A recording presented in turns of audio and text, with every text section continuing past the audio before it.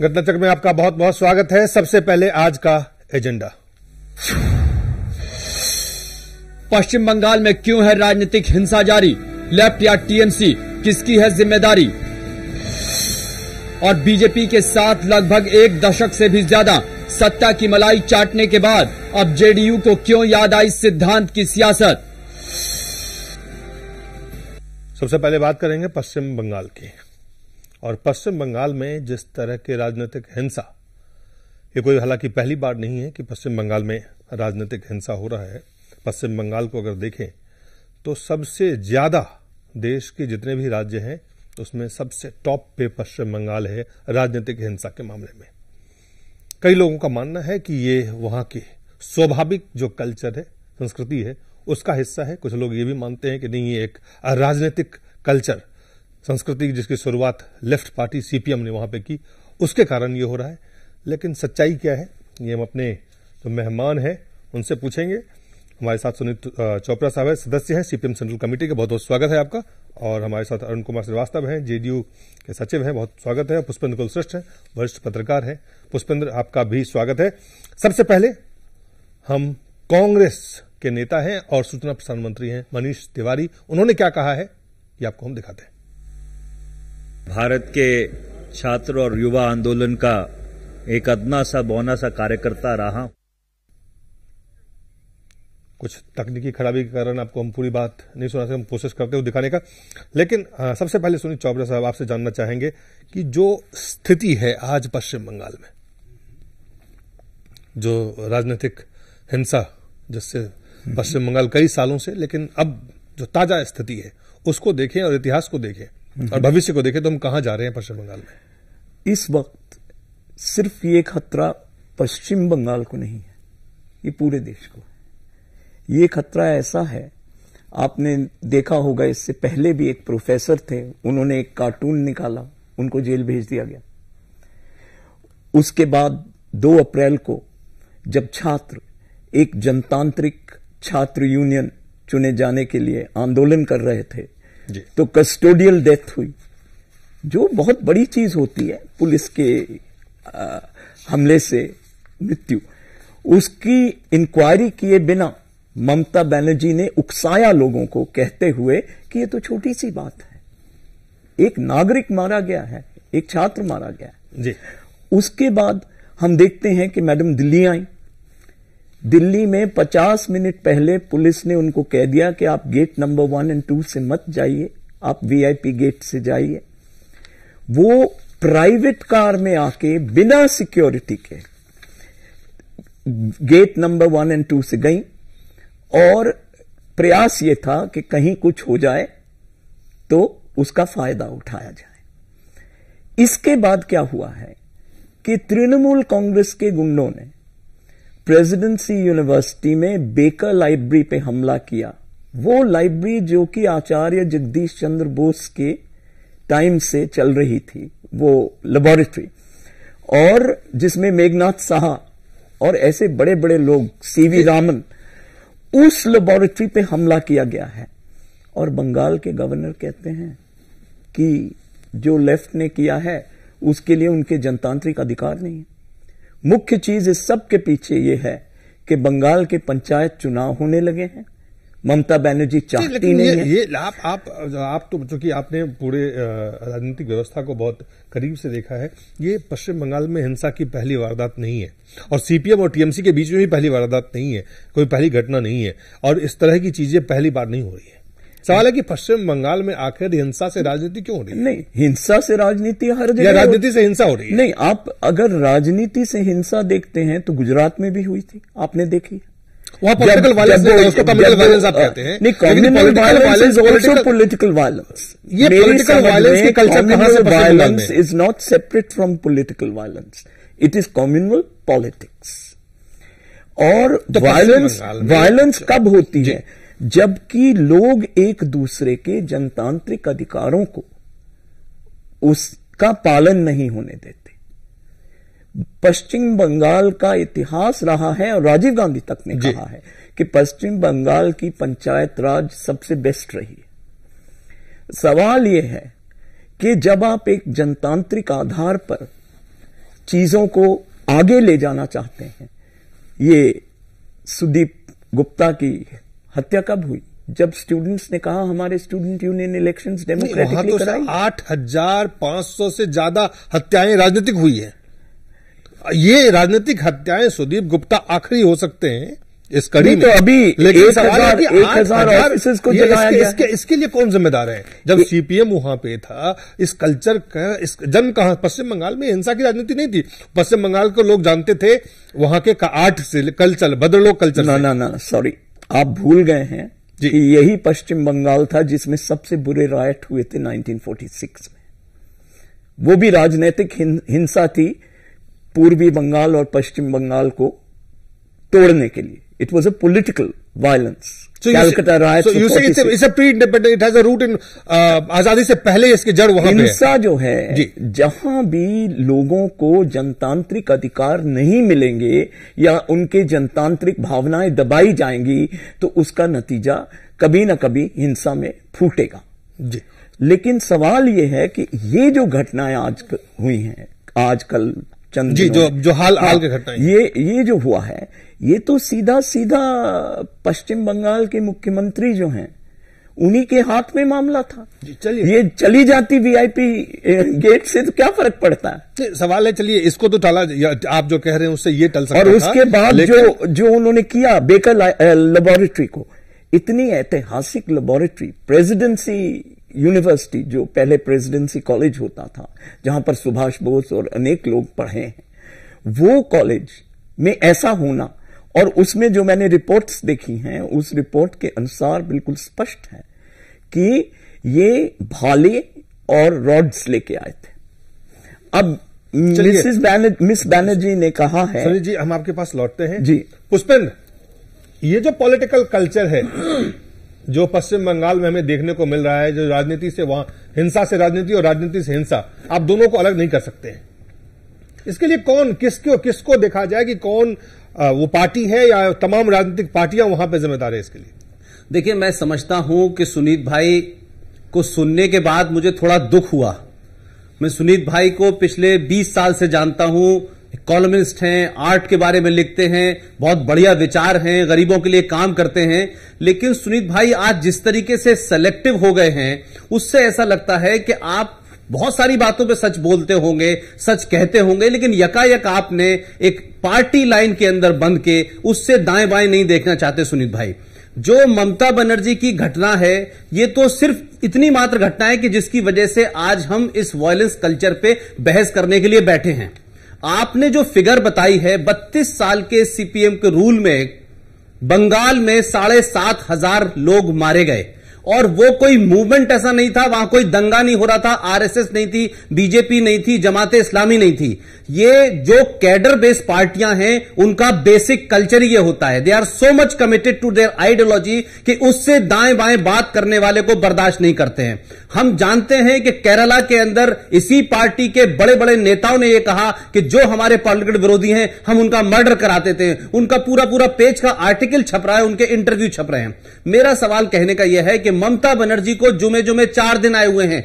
ममता बनर्जी के कैडर के अंदर भी हो सकता है कि लोगों में हिंसा का मानसिकता हो और हिंसा करना चाहते हो, लेकिन जब आप ऑर्गेनाइज होकर करते हैं और एक पार्टी के बड़े नेता उसको कंडेम नहीं करते हैं और एक छोटी सी घटना को इतने दर्द के साथ बयान किया जा रहा है, ऐसे लग रहा है कि आज बंगाल का सारा कल्चर और बंगाल की सारी संस्कृति ममता बनर्जी के टीएमसी के कुछ कार्यकर्ताओं ने जो प्रसन्न जी कॉलेज पे हमला किया है उससे धर्म भरम हो गई है। इससे पहले 32 साल में बंगाल में क्या हुआ है उसका कहीं जिक्र नहीं है, केरला में क्या हुआ है कहीं जिक्र नहीं है, त्रिपुरा में क्या हो रहा है उसका जिक्र नहीं है। तो मैं समझता हूं कि दो पार्टियां इस देश में सिर्फ हैं जो कैडर बेस्ड पार्टी हैं, एक भारतीय जनता पार्टी और एक कम्युनिस्टों के। इस कैडर के अंदर ये हमेशा देखें, जहां जहां भारतीय जनता पार्टी है, जहां उनका कैडर है, कमिटेड कैडर है, वो दूसरे को सुनना ही पसंद नहीं करते। उसमें जहां तक 32 साल तक आप एक सरकार में रहे हो, उस एरोगेंस, उस पावर के चलते जितने मर्डर बंगाल में हुए हैं उतने मर्डर पूरे हिंदुस्तान में कहीं नजर नहीं आए, लेकिन चर्चा उस पर नहीं हो रही है। सवाल इस पर हो रहा है है कि ममता बनर्जी वीआईपी गेट से क्यों नहीं आई, ममता बनर्जी के कहने से प्रेसिडेंट कॉलेज में हमला हो गया, एक सुमित लड़का मारा गया। हमको याद है कि अलीगढ़ मुस्लिम यूनिवर्सिटी के अंदर इरफान हबीब साहब जो थे कम्युनिस्टों की वाहवाही करते थे, उनके जमाने में अलीगढ़ यूनिवर्सिटी में एक मूवमेंट चला और उनको जिस वाइस चांसलर को कब्जे में लेना था उसके लिए स्टूडेंट विंग ने वहां एक मूवमेंट चलाया और उसमें हम लोग खुद शामिल थे। दिलीप, वहां 132 टीचरों को लगातार 3 महीने तक मारा गया। हिंदुस्तान के हर अखबार ने लिखा। यह वायलेंस का कल्चर कैडर बेस्ड पार्टियों के अंदर है और इसमें मैं मानता हूं कि लेफ्ट के लोग जो हैं वो आरएसएस और बीजेपी से बहुत आगे। जी अरुण जी, आप हालांकि सीधा सीधा आपके पास में आता हूं। आपने वहां जो पॉलिटिकल कल्चर है, उन्होंने कहा कि गुजरात देश भर में ये है, क्या किसी भी राज्य में, अन्य राज्य में नक्सलाइट की प्रॉब्लम बिहार में भी है, कुछ उत्तर प्रदेश के भी भाग है, उड़ीसा में भी है, आंध्र प्रदेश में, लेकिन ये पॉलिटिकल वायलेंस जो पश्चिम बंगाल में होता है। मैं आपसे बिल्कुल सहमत हूं पुष्पेंद्र जी से भी कि जो बंगाल में जो हो रहा है ये आज नहीं हो रहा है। केवल बंगाली जो जैसा आप कह रहे थे कि एक ऐसा स्टेट है जहां पे दूसरे लोगों को बर्दाश्त करते ही नहीं। हम सीपीएम के साथ थे बहुत दिनों तक, बाद में अलग भी हुए हम लोग। मतलब मुझे व्यक्तिगत नॉलेज है मतलब पार्टी का कि कहीं हमारे पार्टी कैंडिडेट लड़ रहा है तो सीपीएम के लोग गए और कहे नहीं आप नहीं लड़ सकते। मतलब मुझे बहुत पहली बार जब मैं बंगाल का इंचार्ज बना तो मुझे बहुत ताज्जुब हुआ। तो ये तो है जैसा पुष्पेंद्र कह रहा है कि जो कैडर बेस्ड पार्टी है वो दूसरे को बिल्कुल कैडर बेस्ड बर्दाश्त नहीं करती। ये कल्चर सीपीएम के ऐसा है कि चूंकि वहां ताकतवर है इसलिए वो वहां दिखा लेते हैं।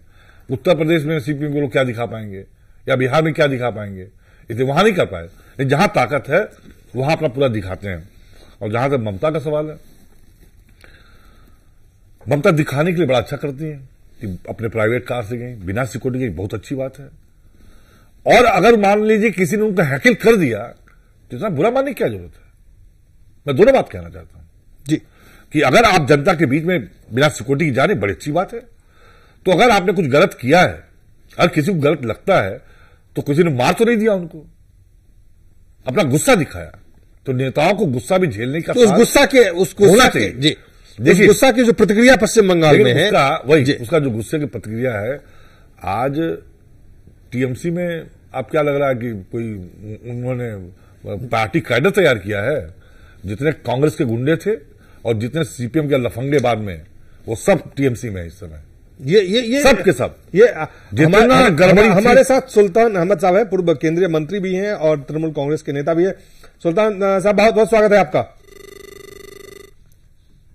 उनसे फोन कट गया, हम कोशिश करते हैं उनसे दोबारा बात करने का। लेकिन जो महत्वपूर्ण बात है जो पुष्पेंद्र जी ने कही, जो अरुण जी कह रहे हैं, पुष्पेंद्र जी ने तो कुछ कहा ही नहीं। कोई तथ्य दिया हो तो मैं मानने को तैयार हूं।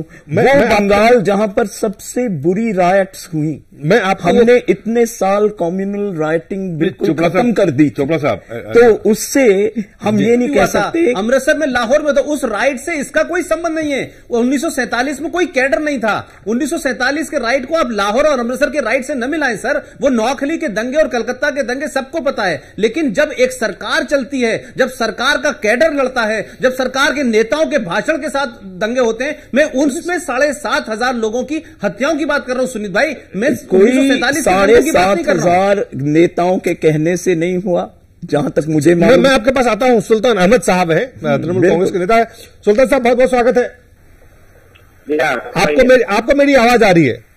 ये सवाल ये है कि पश्चिम बंगाल जो भद्रलोक संस्कृति के नाम से लोग बाहर जानते थे, आज वहां राजनीतिक हिंसा के लिए मशहूर हो रहा है। और ये कोई पहली बार नहीं है। आखिर पश्चिम बंगाल में इस तरह की हिंसा कब तक? ये हिंसा की बुनियाद मार्क्सवादी कम्युनिस्ट पार्टी की दी हुई है। 35 साल इन्होंने हिंसा के जरिए हुकूमत किया है बंगाल में। इनकी नीति है मारपीट करना, कत्ल करना, बंद करना, यही काम इन लोगों ने 35 साल रखा है। आज इनके दौर में 55,000 पॉलिटिकल हुए हैं, 55,000 लोग हैं। तो ये इनका सीपीएम का इतिहास रहा है, वायलेंस का, हिंसा का। ये कोई नई बात नहीं है। ममता बनर्जी पे 3 बार हमला हुआ है। आपके तो डिस्ट्रिक्ट पैनल में कह रहे थे कि ममता को अगर हैकल किया तो क्या है। ममता मार खा करके 3-3 महीने अस्पताल में रही है सीपीएम के हाथों। ये नई बात नहीं है, इनका नाम है, सीपीएम का काम है, पॉलिटिकल जो उनका अपोनेंट है उसकी बहुत आलोचना भी हुई है, उनका हमला करना, उसकी बहुत आलोचना हुई थी। पांव के नीचे से जमीन उनकी निकल गई है। आज वो फिर वायलेंस के जरिए वापस आना चाहते हैं, जो बंगाल की जनता बर्दाश्त नहीं करेगी। सुल्तान साहब, एक सवाल है, जब ममता बनर्जी चुनाव जीती, आपकी पार्टी जब चुनाव जीत के आए तो कहा कि ये परिवर्तन है, हिंसा में परिवर्तन हुआ नहीं। जो सुनिए, 2011 में ममता बनर्जी जीतने के बाद कोई भी हिंसा नहीं हुआ और आज सीपीएम हिंसा शुरू करना चाहती है। ये सीपीएम हिंसा दिल्ली में आकर के छात्र आंदोलन के नाम पे तमाम गुंडे से उठे योजना भवन के सामने। योजना भवन बंगाल के भीड़ में गई थी, प्रधानमंत्री हमला होता है ममता बनर्जी, लेकिन ऊपर गए टारगेट में हमारे अमित शाह फाइनेंस मिनिस्टर। सुल्तान अहमद साहब, आपकी सरकार है, प्री प्लान वे में ये काम किया है। सुल्तान अहमद साहब, आपकी सरकार है, सरकार की कोई, आप अगर गुजरात में जब दंगे हुए तो सबने कहा कि सरकार का दायित्व था। आज वह पश्चिम बंगाल में हिंसा हो रहा है कि क्या आपके सरकार का दायित्व नहीं बनता है कि उस हिंसा को रोके? 30,000 ऑफिस बंगाल में है, 5 ऑफिस में तोड़फोड़ मचाया गया है, कोई हिंसा नहीं है बंगाल में, शांति है, आप समझ लें। पर आज नहीं है, हिंसा शुरू सिर्फ कहने से तो कोई हिंसा नहीं है तो नहीं होगी। बेकर लेबोरेटरी के साथ क्या हुआ है, 1000 ऑफिस जला दिए गए हैं। आपके ऊपर आज आरोप लगा रहे हैं कि सुल्तान साहब, एक जो सवाल है कि जो प्रेसिडेंसी कॉलेज में तोड़फोड़ हुआ या जो सीपीएम दफ्तर पे हमले हुए, ये तमाम जो हिंसा हो रही है, इसको रोकना आप सरकार आपकी है। हम लोगों ने कानूनी एक्शन लिया है, जिन लोगों ने हिंसा की है उनकी गिरफ्तारी हुई है। तो आज जो हिंसा के बाद अब ये सीपीएम का ये को बोलता है, हो जाने के बाद उन्होंने कहा क्या कोई हिंसा नहीं। आप ये कह रहे हैं इस जो पश्चिम बंगाल जिस संस्कृति के लिए जो उनसे हम कोशिश करते हैं, जो महत्वपूर्ण बात, हालांकि सीधा अगर पूरे आप ये देखें कि क्या मार्क्सिस्ट आइडियोलॉजी या मार्क्सिस्ट जो क्लास स्ट्रगल है, जहां से पूरी की पूरी जो बात कह रहे हैं और भी बुद्धिजीवी कह रहे हैं कि पश्चिम बंगाल में जो हिंसा की सियासत की शुरुआत जो है मार्क्सिस्ट सरकार से शुरू होती है, मार्क्सिज्म से वहां शुरू होती है, उस आइडियोलॉजी से शुरू होती है जो कैडर बेस्ड क्लास स्ट्रगल की बात करता है। ये बिल्कुल गलत है। अगर आप पश्चिम बंगाल का इतिहास देखेंगे जी, तो अंग्रेज के खिलाफ जब अनुशीलन और ये सब समितियां लड़ रही थी तो ये मार्क्सिस्ट तो नहीं थे।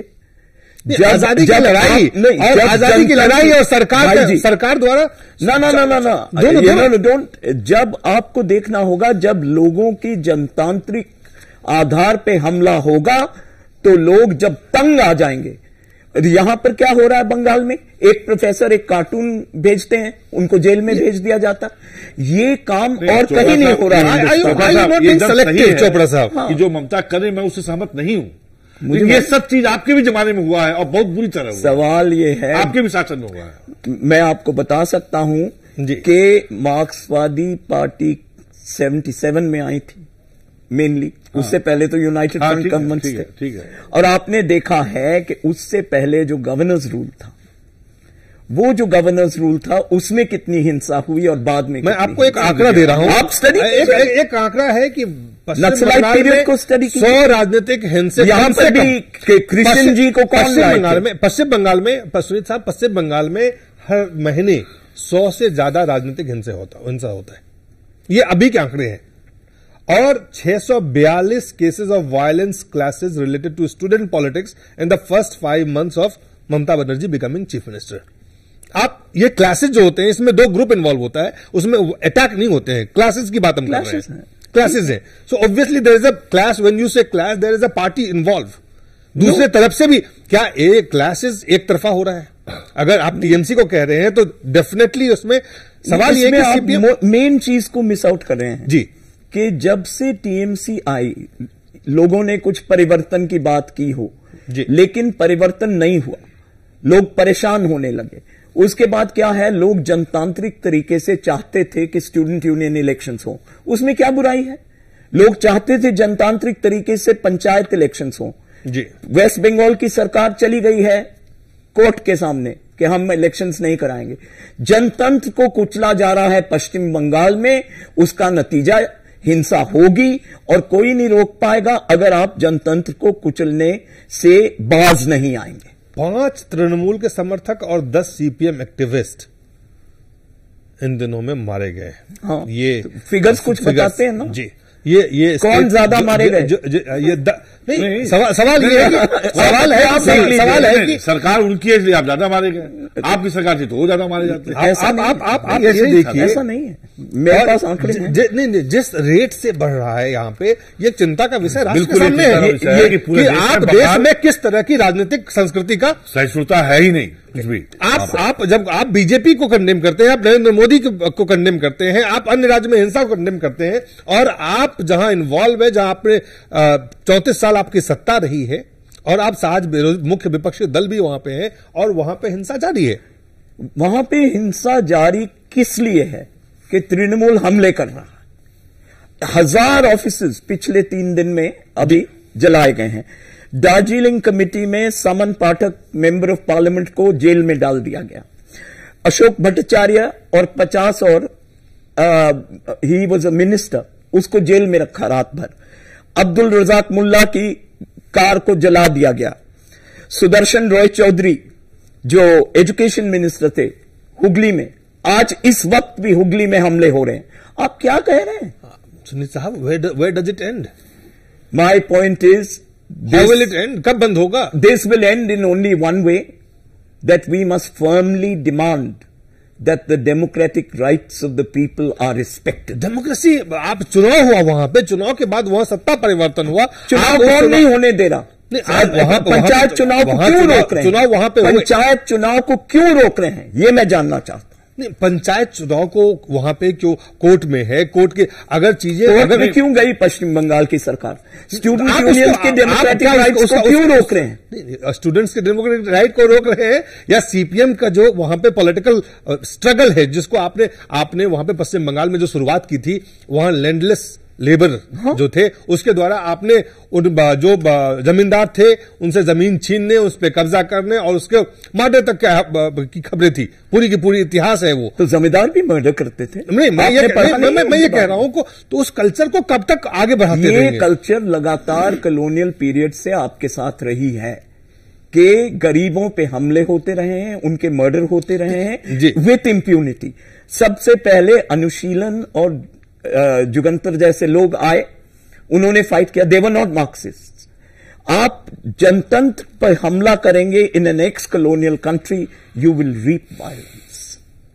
सो this is now so we don't see, हमें दिख नहीं रहा है कि पश्चिम बंगाल में ये हिंसा बढ़ने वाली है। फिर हमारा ये कहना है, अगर पश्चिम बंगाल की सरकार इस पे काबू पा ले, लेकिन मुझे लगता नहीं है कि वो काबू पाने का इंटरेस्ट रखते हैं। वो पंचायत इलेक्शंस का जो मामला है उससे डाइवर्ट करना चाह रहे हैं। नहीं तो क्या लोग ये उम्मीद करते हैं सीपीएम से कि इस तरह की जो हिंसा है, जहां सीपीएम सीधा सीपीएम के भी सीपीएम हिंसा की है, सीपीएम ने हिंसा की निंदा सरेआम की है।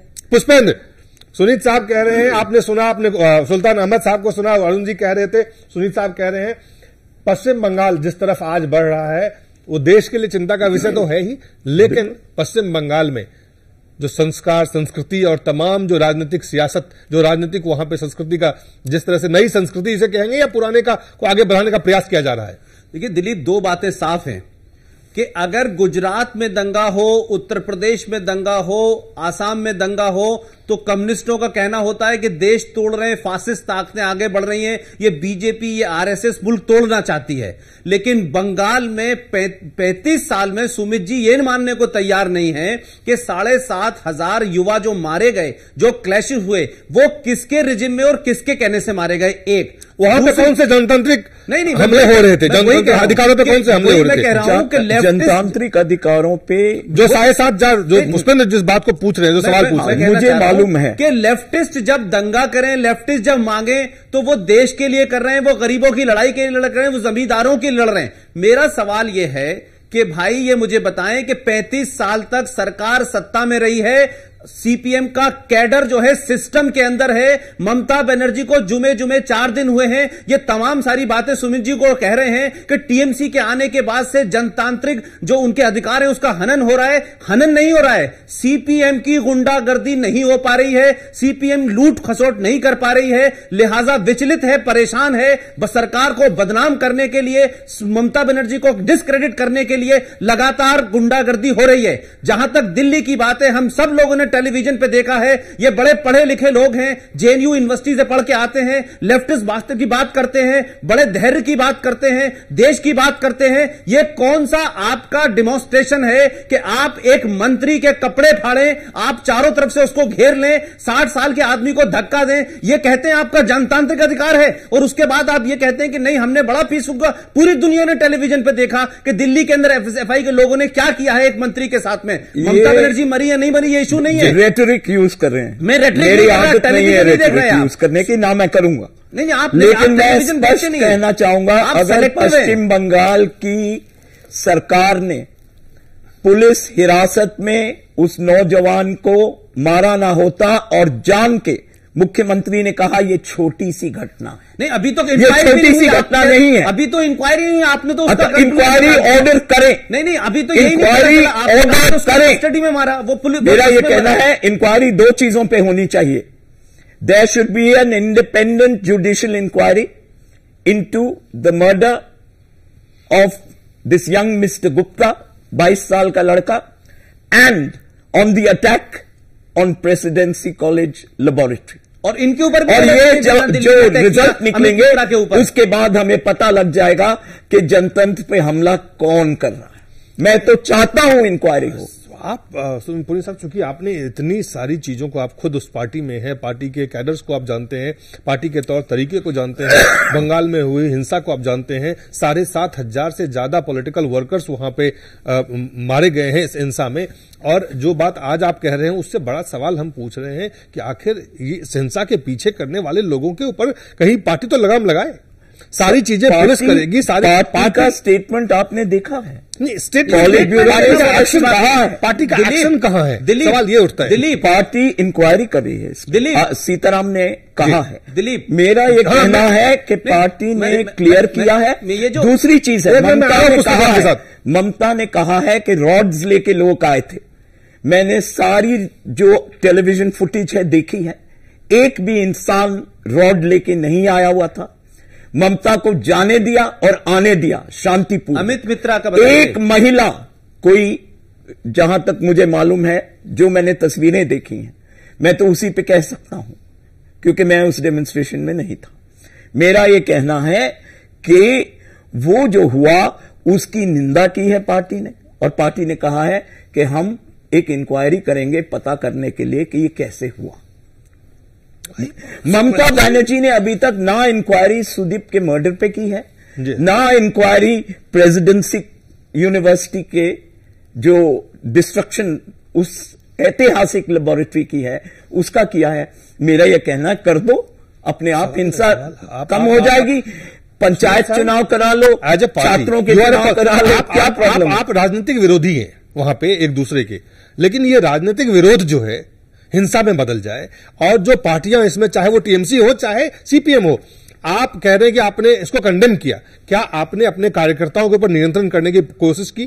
क्या उनको रोकने का कोशिश किया? क्या कहां हुआ? अगर रोकने की कोशिश ना हुई होती तो 1000 ऑफिस सीपीएम के कोई नहीं जला सकता बंगाल में। मैं साफ बोल रहा हूं। और मंत्रियों को रात भर जो जेल में रखा गया है, मां जाके उनको रिलीज करा देते। मुझे मालूम है आंध्रा में मेरे को गिरफ्तार किया था, 2500 लोग आ गए थे पुलिस स्टेशन में। मेरा यह कहना है हमने बिल्कुल शांतिपूर्वक तरीके से इसका जवाब दिया है, और हम शांतिपूर्वक तरीका चाहते हैं। लेकिन बंगाल के गवर्नर ने क्या किया है? बंगाल के गवर्नर ने बिल्कुल अपनी लिमिट्स को पार करके, और ये बोला है कि जिन लोगों से दिल्ली वाला मामला हुआ है वो जनतांत्रिक आधार पर अब सुरक्षा नहीं उनको मिल सकती, लेकिन जो कलकत्ते में हुआ है, जो हुगली में हुआ है, जो दार्जिलिंग तक में हुआ है, उसकी प्रोटेक्शन के लिए बंगाल का गवर्नर है या नहीं? They have given up. आप कुछ कहना चाह रहे थे? एक तो मैं साफ ये कहना चाहता हूं कि इस वक्त पॉलिटिक्स एक बड़ा अच्छा कल्चर हो गया है दिलीप, कि आप दिल्ली में 3000 लोगों को हत्या कर दें, आप 30 साल तक उनका अधिकार न दें, उनको जस्टिस न दें, और देश के बड़े बड़े नेता आके कहें नहीं हमें बड़ा अफसोस है और हम इसे अपने बड़े सख्त शब्दों में मजम्मत करते हैं, इसकी निंदा करते हैं और आगे बढ़ जाते हैं। यह बड़ा फैशन बन गया है। मैं कह रहा हूं सुमित भाई ने 2 बातें की कि 2 इंक्वायरी की। आप ये देखें कि अब इस देश के टेलीविजन पे अमित मित्रा को जिस तरीके से बदतमीजी हुई है उसको इन्होंने नहीं देखा सुमित जी ने। आप कह रहे हैं कि 1000 ऑफिस जो जला दिए गए हैं उसकी इंक्वायरी होनी चाहिए, लड़के की इंक्वायरी। अभी सिर्फ सिंबॉलिकली सुनीत भाई उसकी इंक्वायरी नहीं करना चाहते कि यहां दिल्ली में आप सब हैं, बहुत सभ्यता के नाते आपने एक 60 साल के फाइनेंस मिनिस्टर को जिस तरीके से ट्रीट किया उसकी इंक्वायरी की बात अभी तक नहीं कही है, और हम निंदा करते हैं ये क्या कि आगे बढ़ गए। हम भी निंदा करते हैं इस देश में, तो मैंने कहा है कि पार्टी ने इंक्वायरी ऑर्डर की है। अगर दिल्ली की सरकार इंक्वायरी ऑर्डर कर दे हमें कोई एतराज नहीं। दिल्ली पुलिस क्योंकि हमारे पास समय कम है और ये बहुत गंभीर है। कहीं ना कहीं देश के हो सकता है ये हिंसा पश्चिम बंगाल में हो रहा हो, लेकिन देश ये जनतंत्र पे हमला है, ये लोकतांत्रिक मूल्यों के देश खिलाफ है। करेगा किसी भी जनतांत्रिक देश के लिए शायद ये कोई भी एक अच्छा उदाहरण पेश नहीं कर रहा है, लेकिन ओनस लाइज ऑन हू, किसके ऊपर, कौन करेगा? सिर्फ government? Will the Trinamool government alone will have to be deal with this? आपको मालूम है गारबेटा में क्या हुआ था? किस तरह 60 आदमी मोटरसाइकिल में आके पूरे गांव को मर्डर कर गए थे सीपीएम के राज में, तृणमूल के। मुझे ये सब पता है। नहीं, मैं बहुत तो मेरा ये कहना है। सुमित जी देखिए, ऐसा है कि मैं कहीं से नहीं कह रहा हूं कि सीपीएम बड़ी शालीन पार्टी है और उन्होंने ये तो सही है, नहीं है, शालीन पार्टी नहीं है। हाँ, नहीं है, क्यों कहेंगे? लेकिन सरकार का यह दायित्व है कि कोई भी घटना घटती है तो उसको रोके। अब उनके एक मंत्री के साथ हैकिल किया गया, ठीक है, अमित मित्रा मेरे व्यक्तिगत मित्र हैं और 10 साल हम लोग एक साथ काम किए हैं, तो मुझे बहुत दर्द होगा, लेकिन वो दर्द इतना नहीं है कि यूनिवर्सिटी में जाकर लोग जला दें और सरकार ताकती रह जाए। सही बात कह रहे हैं, समझे आप? लेकिन मैं ये कह रहा हूं कि इनके साथ कोई बहुत सिंपैथी नहीं है, लेकिन डेमोक्रेसी में सरकार को जो कर्तव्य है उसको पूरा करना चाहिए। वो तो डेमोक्रेसी में जो दलीय व्यवस्था है उसमें राजनीतिक दलों की भी कुछ जिम्मेदारी है। बिल्कुल, उनकी भी जिम्मेदारी है। और वो जिम्मेदारी क्या सीपीएम एज ए पार्टी पूरा कर रही है? नहीं कर रही ना, इसलिए कहां कर रही है? जनतांत्रिक जब सरकार जब सरकारें जबरदस्ती पे बनाई जाती हैं, सीपीएम 35 साल भले 5-10 साल तक, तब जनतांत्रिक हमला नहीं था। 35 साल तक सीपीएम का जो भी जनतांत्रिक चुनाव हमला नहीं जीती था, है सीपीएम, तब गुंडागर्दी नहीं थी 35 साल तक। ये 6 महीने का और ये जनतांत्रिक हमला हो गया ममता बहादुर के साथ लड़ रही थी और बहादुरी में केवल उनकी बहादुरी नहीं दिखाई दे रही थी, वो सब कुछ हो रहा था जो सीपीएम कर रही थी, वो और जनतांत्रिक वो किसी हमला ने नहीं चुनाव था। जीत गई। अब जब जीत गई, और आज टीएमसी क्या है, टीएमसी में वो मैं बंगाल आपने कह दिया कि वो सारे सीपीएम के लोग जो थे, क्या ये मोहल्ले में बदमाशी क्या ये करते थे, कल्चर पश्चिम बंगाल में बदलने की उम्मीद आपको है? मेरे को पूरी उम्मीद है, इसलिए कि मुझे मालूम है कि आहिस्ता आहिस्ता जिस रास्ते पे ममता बनर्जी चल रही हैं, उस रास्ते पे वो जीती चुनाव किस लिए? कि कांग्रेस और सारे लोग इनके साथ हो गए कि किसी तरह कम्युनिस्टों को हराओ। आज ये टुकड़े टुकड़े हो जाएंगे, ये सब घटनाएं होते हुए, और आप देखेंगे बाद में लेफ्ट रिसर्जेंस बंगाल में होके रहेगा, कोई उसे रोक नहीं सकता। पश्चिम बंगाल में मुझे सरकार बदली कोई है, एतराज नहीं है, वापस सीपीएम आ जाए, सत्ता बदली है, सीपीएम लेकिन जो संस्कृति है हिंसा की, उसको बदलना बाकी है। फिलहाल एक छोटा सा ब्रेक लेंगे, ब्रेक के बाद जल्द वापस लौटते हैं।